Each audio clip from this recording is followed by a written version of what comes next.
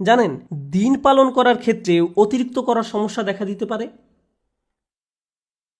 কোরআন আমাদেরকে বলছে লা তাগলু ফি দীনিকুম, তোমরা দিনের ব্যাপারে বাড়াবাড়ি করো না।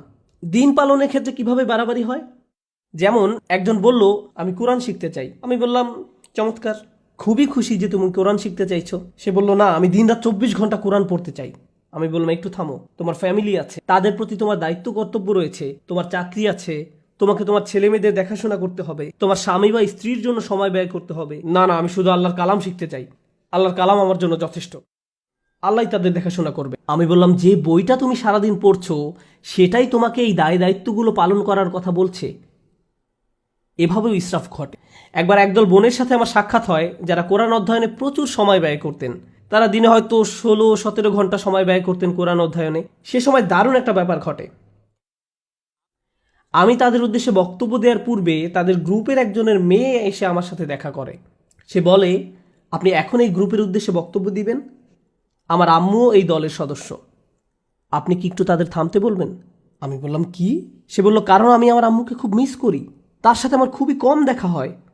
তিনি সব সময় পড়ালেখা করেন, বাসায় থাকলেও তার কানে হেডফোন থাকে এবং বলেন আমাকে ডিস্টার্ব করো না। তিনি কোরআনের শব্দ পড়ায়, ব্যাখ্যা পড়ায় সব সময় ব্যস্ত থাকেন। আমি আশা করছি আপনি এই ব্যাপারে তাকে কিছু বলবেন। জানেন সবচেয়ে ভয়ঙ্কর ব্যাপার কি ছিল? সে আরও বলেছিল, আমার মায়ের কারণে আমার এখন আর কোরআন পড়ার কোনো আগ্রহ নেই। তারপর আমি যখন তাদের সামনে কথা বলতে গেলাম, আমি এই মেয়েটি সম্পর্কে কিছুই বললাম না। আমি বললাম, চলুন আজকে সবাই মিলে কিছু আয়াত অধ্যয়ন করি। তারপর আমরা কয়েকটি আয়াত পড়লাম।